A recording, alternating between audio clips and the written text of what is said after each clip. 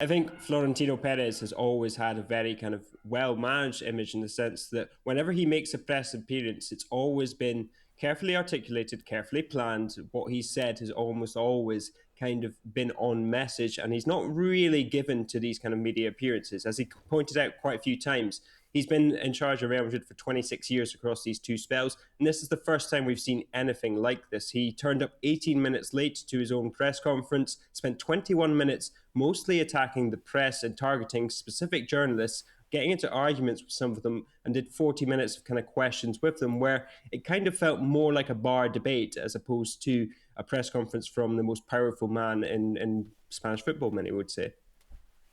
Yeah, so I'm intrigued. There's certainly a way of making friends and influencing people when he is without doubt a man under pressure. What do you think his motivation was yesterday? Why do what he did?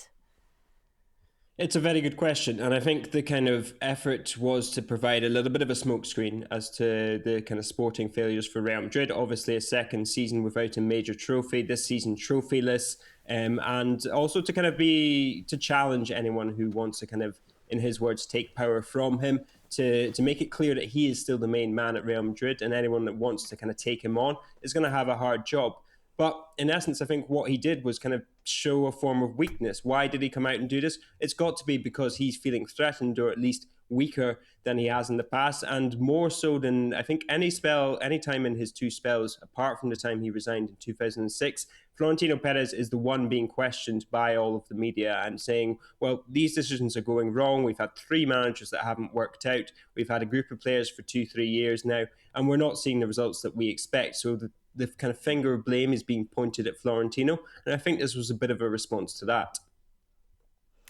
And the timing of it was very interesting because it very much overtook the speculation of the earlier part of the day and the previous day that was all about the return of Jose Mourinho. I mean, how much is Florentino Pérez driving that? And I mean, is he seeing Mourinho as his Hail Mary, that this is his trump card, do you think, bringing him back?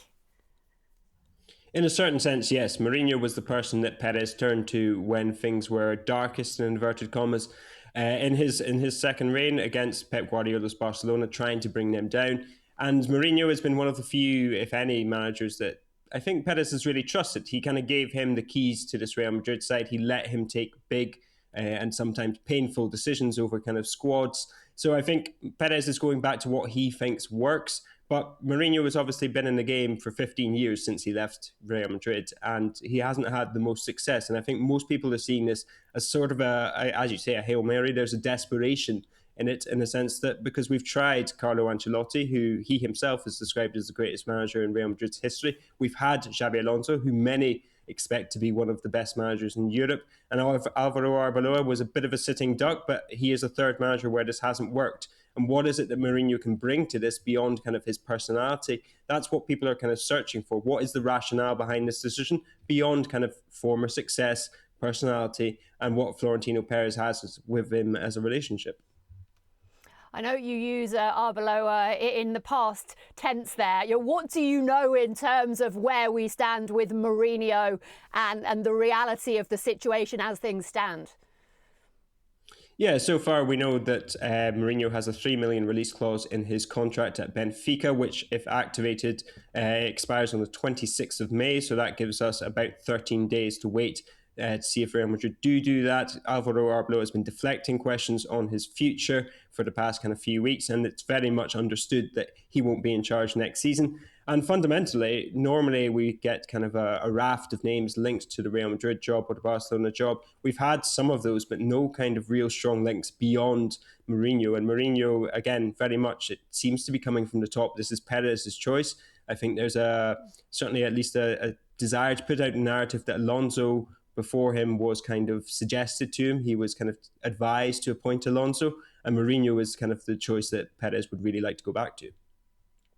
And we can't have this conversation with everything that's played out in the last couple of weeks without talking about the players. You know, there's one thing talking about a club president, there's another the issue of the manager, but the players themselves have not been short of headlines and the spotlight. I mean, how do you assess where the unrest in the team, in the dressing room, is coming from?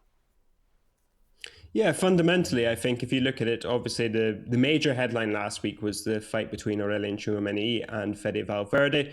But in general, this is a Real Madrid side that's gone 2 years without any success, and that pressure kind of mounts on everyone, it has to be said. But we've seen kind of Kylian Mbappe struggle to adapt to the Real Madrid dressing room. There's not a lot of kind of affection, love, feeling towards Mbappe, both at the Bernabeu and within the dressing room. There's still kind of a feeling, I think, within the kind of players that Vinicius Jr. is the leader that they kind of gravitate to more. And that kind of dichotomy, the kind of clash between the two on the pitch, both in terms of their kind of chemistry, as kind of divided the dressing room a little bit. And also, I think, between the managerial spells, there were fans of Alonso and there were fans of kind of Arbeloa. There were kind of divided camps over what these two managers could bring to the team. And I think there's a feeling that some of the players that weren't a fan of Alonso didn't help him as much as they could during the job. And that has kind of divided the dressing room against those players. And similarly, there are players that are closer to Arbeloa, and that feeling has kind of alienated some others. And what we've landed with essentially is a Real Madrid dressing room that for so long we thought of as kind of one of the most heralded, most respected dressing rooms in the world, the likes of Luka Modric, Sergio Ramos, Cristiano Ronaldo, kind of serial winners, players that regardless of what's happening, get the job done. Now we're seeing a dressing room that I think we're starting to question and has been questioned, including by Álvaro Arbeloa. Is there a leader in this dressing room? Is there any cohesion? Do we have a dressing room that can win titles? Because so far, whenever adversity seems to come up, that's when Real Madrid seem to unravel at the first sign of it.